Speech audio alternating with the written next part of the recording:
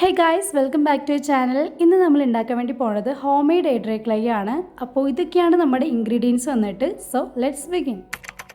Okay, അപ്പോൾ clay ഉണ്ടാക്കാനൊക്കെ ഒരുപാട് പേർക്ക് അറിയാം, ഒരുപാട് ചാനൽസിലുണ്ട്. എങ്കിലും നമുക്കൊന്ന് ട്രൈ ചെയ്ത് നോക്കാമല്ലേ. അപ്പോൾ അതിനായിട്ട് ഫസ്റ്റ് എടുത്തേക്കുന്നത് കോൺ സ്റ്റാർച്ച് അല്ലെങ്കിൽ കോൺഫ്ലോർ ആണ്. സെക്കൻഡ് വൺ ഫെവിക്കോളാണ് എടുക്കുന്നത്. ഞാനിവിടെ 100 രൂപയുടെ ഒരു ബോട്ടിലാണ് മേടിച്ചത്. തേർഡ് വൺ ഒരു പാരച്യൂട്ടിൻ്റെ ഓയിലാണ് എടുക്കുന്നത്. നിങ്ങൾക്ക് ഇഷ്ടമുള്ള കളർലെസ് ആയിട്ടുള്ള ഓയിൽ എടുക്കാം. പിന്നെ അടുത്തത് എടുക്കുന്നത് വിനേഗറാണ്. ഇത് നമ്മൾ ക്ലേ ഒക്കെ കേടാവാതിരിക്കാൻ വേണ്ടിയിട്ട് ഒരു പ്രിസർവേറ്റീവ് ആയിട്ട് യൂസ് ചെയ്യുന്നതാണ് വിനേഗർ. നെക്സ്റ്റ് നമ്മൾ വൈറ്റ് ആക്രിലിക് പെയിൻ്റ് ആണ്. കാരണം നമ്മൾ ക്ലേ ഒക്കെ ഉണ്ടാക്കി കഴിഞ്ഞിട്ട് അതൊരു യെല്ലോ കളറിലേക്ക് ടേൺ ചെയ്യാൻ ചാൻസ് ഉണ്ട്. അപ്പോൾ അത് അവോയ്ഡ് ചെയ്യാനാണ് വൈറ്റ് ആക്രിലിക് പെയിൻറ്റ് എടുക്കുന്നത്. പിന്നെ ഇതൊക്കെ മിക്സ് ആക്കി കൊടുക്കാൻ വേണ്ടിയിട്ട് പഴയ ഒരു പാൻ എടുക്കുക. പിന്നെ ഏതെങ്കിലും ഒരു സ്പൂൺ എടുക്കുക. ഒരു മെഷറിംഗ് കപ്പൊക്കെ ഉണ്ടെങ്കിൽ അത്രയ്ക്കും നല്ലതാണ്.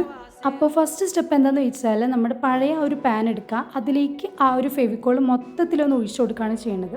പിന്നെ ശ്രദ്ധിക്കേണ്ട ഒരു കാര്യം എന്ന് പറയുന്നത്, അധികം പേർക്ക് അറിയായിരിക്കും, നമ്മൾ പാനൊക്കെ എടുക്കുമ്പോൾ അധികം യൂസ് ചെയ്യാത്ത പഴയ പാൻ ഉണ്ടെങ്കിൽ എടുക്കുക. കാരണം നമ്മൾ ഫെവിക്കോളൊക്കെയാണ് യൂസ് ചെയ്യണത്. കെമിക്കൽ ആയതുകൊണ്ട് തന്നെ നമുക്ക് പിന്നീട് ഈ ഒരു പാനിൽ ഫുഡൊന്നും ഉണ്ടാക്കാൻ അധികം നല്ലതല്ല. അതുകൊണ്ട് അങ്ങനെ പഴയ പാൻ ഉണ്ടെങ്കിൽ എടുക്കാൻ ശ്രദ്ധിക്കുക.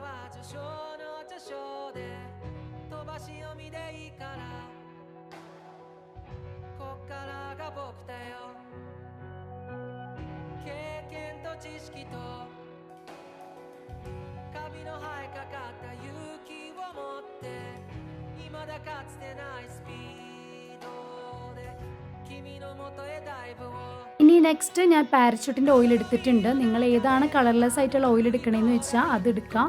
അത് ഞാൻ ഇത്ര അളവ് എന്നൊന്നുമില്ല, എൻ്റെ ഒരു ഊഹത്തിനനുസരിച്ച് ഇത്രയും എടുത്തിട്ട് ഞാൻ അത് ഒഴിച്ചു കൊടുക്കുന്നുണ്ട്.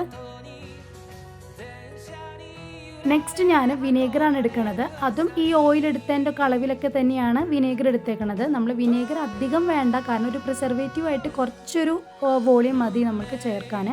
പിന്നെ അടുത്തത് നമ്മൾ ആഡ് ചെയ്യണത് നമ്മുടെ കോൺഫ്ലോർ ആണ് കേട്ടോ. കോൺഫ്ലോർ ഞാൻ ഇതുപോലെ പാക്കറ്റിലാണ് കിട്ടുന്നത്. അപ്പോൾ ആദ്യം നിങ്ങൾ കുറച്ചൊന്ന് ഇട്ട് കൊടുക്കുക, എന്നിട്ട് ഇതുപോലെ ഒന്ന് മിക്സ് ആക്കി കൊടുക്കുക കേട്ടോ. നന്നായിട്ട് മിക്സ് ആക്കി കൊടുക്കുക. എന്നിട്ട് ഒരു ചെറിയൊരു ലൂസ് കൺസിസ്റ്റൻസി ഒക്കെ ആയിട്ട് വരും. അങ്ങനെയാണെങ്കിൽ നിങ്ങൾ വീണ്ടും കുറച്ച് കോൺ സ്റ്റാർച്ച് വീണ്ടും ഇട്ട് കൊടുക്കുക. എന്നിട്ട് വീണ്ടും നന്നായിട്ടൊന്ന് മിക്സ് ചെയ്ത് കൊടുക്കുക.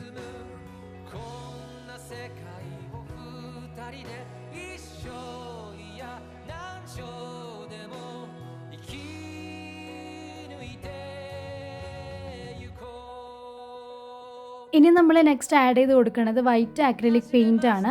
അപ്പോൾ ഇത് ആഡ് ചെയ്യുമ്പോൾ ഇത്ര അളവ് അങ്ങനെയൊന്നുമില്ല, ഇതും എൻ്റെ ഒരു ഊഹം അനുസരിച്ച് ഇത്ര മതി എന്നൊക്കെ ഓർത്തിട്ടാണ് അതും ആഡ് ചെയ്ത് കൊടുത്തിട്ട് മിക്സ് ആക്കി കൊടുക്കുന്നത്. അപ്പോൾ നിങ്ങൾ എത്ര എടുക്കുന്നു അതിനനുസരിച്ച് നിങ്ങൾ പെയിൻറ്റ് ഒഴിച്ച് കൊടുത്തിട്ട് മിക്സ് ചെയ്യുക. അങ്ങനെ നമ്മൾ മിക്സാക്കി വന്നപ്പോൾ വീണ്ടും ലൂസ് കൺസിസ്റ്റൻസി ആയപ്പോൾ നമ്മൾ കോൺഫ്ലോർ കുറച്ചും കൂടി ഇട്ട് കൊടുത്തു. എന്നിട്ട് വീണ്ടും നമ്മൾ നന്നായിട്ട് മിക്സാക്കി കൊടുക്കുന്നുണ്ട് കേട്ടോ.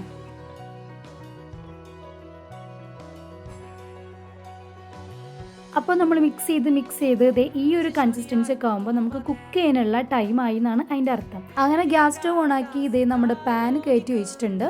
എന്നിട്ട് ഇവിടെ ശ്രദ്ധിക്കേണ്ട വേറൊരു കാര്യം എന്ന് പറയുന്നത്, നമ്മളിത് കുക്ക് ചെയ്യുമ്പോൾ നമ്മൾ ലോ ഫ്ലെയിമിൽ ഇട്ടിട്ട് മാത്രം കുക്ക് ചെയ്യുക. പിന്നെ നമ്മൾ മിക്സ് ചെയ്യുമ്പോൾ നോൺ സ്റ്റോപ്പായിട്ട് മിക്സ് ചെയ്തുകൊണ്ടിരിക്കുക. അതായത് അടി പിടിക്കാൻ ചാൻസ് ഒക്കെ ഉണ്ട്. അപ്പോൾ അങ്ങനെ ഒരു ചാൻസ് കൊടുക്കാണ്ട് നമ്മൾ കണ്ടിന്യൂസ് ആയിട്ട് ഇതുപോലെ നമ്മൾ പതുക്കെ ഒന്ന് മിക്സ് ആക്കി കൊടുക്കുക കേട്ടോ. ഞാൻ ഫസ്റ്റ് എടുത്ത സ്പൂണ് കുറച്ചും കൂടി റൗണ്ട് ആയതുകൊണ്ട് തന്നെ മിക്സ് ആക്കാൻ കുറച്ച് പാടായിരുന്നു. അപ്പോൾ നിങ്ങൾ എടുക്കുന്നുണ്ടെങ്കിൽ കുറച്ചുകൂടി ഈ പരന്ന പോലത്തെ സ്പൂണൊക്കെ ഉണ്ടെങ്കിൽ എടുത്തിട്ട് നന്നായിട്ട് ഇളക്കി കൊടുക്കുക. അപ്പോൾ നമ്മൾ ഇളക്കി ഇതുപോലത്തെ ഒക്കെ കൺസിസ്റ്റൻസി ആയിട്ട് വരും. ഇങ്ങനെ തന്നെ വരണം. ആദ്യമൊക്കെ മിക്സ് ചെയ്യുമ്പോൾ കുറച്ചുകൂടി എളുപ്പമായിരിക്കും, കാരണം അത് ലൂസായി കിടക്കുന്നുണ്ട്. പിന്നെ നമ്മൾ വീണ്ടും മിക്സ് ചെയ്യുന്നതിനനുസരിച്ച് അത് കട്ടയായിട്ട് വരും. അപ്പോൾ നമ്മുടെ കൈയൊക്കെ കഴിക്കും. ആ ഒരു ടൈമിൽ നമ്മൾ ആരുടെയെങ്കിലുമൊക്കെ ഹെൽപ്പ് ചോദിക്കുക. അത് കണ്ടില്ല, എൻ്റെ സ്പൂൺ വരെ ഒടിഞ്ഞു പോയി. സ്പൂണിൻ്റെ ഒരു അവസ്ഥ കാണുമ്പോൾ തന്നെ നിങ്ങൾക്ക് മനസ്സിലായി കാണും അത് എത്രത്തോളം പാടായിരിക്കും ഇതൊന്ന് മിക്സ് ആക്കി എടുക്കാൻ.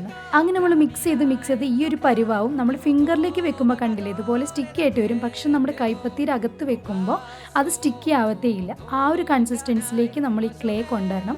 അത് കഴിയുമ്പോൾ നമുക്ക് ഫ്ലെയിം ഓഫ് ചെയ്തിടാം.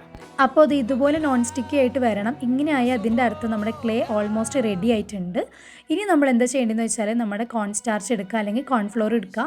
അതൊന്ന് നമ്മുടെ ടേബിളിലേക്ക് ഇട്ട് കൊടുക്കുക. പിന്നെ നമ്മുടെ ചപ്പാത്തി മാവ് കുഴയ്ക്കണ മാതിരി നന്നായിട്ട് ഈ ക്ലേ ഒന്ന് മിക്സാക്കി കൊടുക്കുക കേട്ടോ. പിന്നെ ഈ ഒരു സ്റ്റെപ്പിൽ കുറേ പേര് ചെയ്യുന്ന തെറ്റെന്താണെന്ന് വെച്ചാൽ, എല്ലാവരും 2-3 മിനിറ്റ് മാത്രം കുഴച്ചിട്ട് നിർത്തും. അതായത് നമ്മുടെ കൈ കഴിച്ചിട്ട് അല്ലെങ്കിൽ ആ ഒരു കൺസിസ്റ്റൻസി മതി എന്നൊക്കെ തോന്നിയിട്ട് നിർത്തി പോകാറാണ് ചെയ്യുക. പക്ഷെ അത് ചെയ്യരുത്. നമ്മളൊരു 10 മിനിറ്റോളം നന്നായിട്ടൊന്ന് നീഡ് ചെയ്ത് കൊടുക്കണം കേട്ടോ. പിന്നെ നമ്മൾ ഉണ്ടാക്കിയ ക്ലേ കറക്റ്റായോ എന്ന് അറിയാൻ വേണ്ടിയിട്ടുള്ള ടെസ്റ്റാണ് ഇത്. ഇതിൻ്റെ പേരാണ് ടിയർ ഡ്രോപ്പ് ടെസ്റ്റ്. അതായത് നമ്മളിങ്ങനെ വലിച്ച് കഴിയുമ്പോൾ ഒരു ടിയർ ഡ്രോപ്പിൻ്റെ ഒക്കെ ഒരു ഷേപ്പിലായിട്ട് ഇതുപോലെ കിട്ടണം. ഇങ്ങനെയായി കിട്ടിയാൽ നമ്മുടെ ക്ലേ കറക്റ്റായിട്ട് വന്നു എന്നാണ്.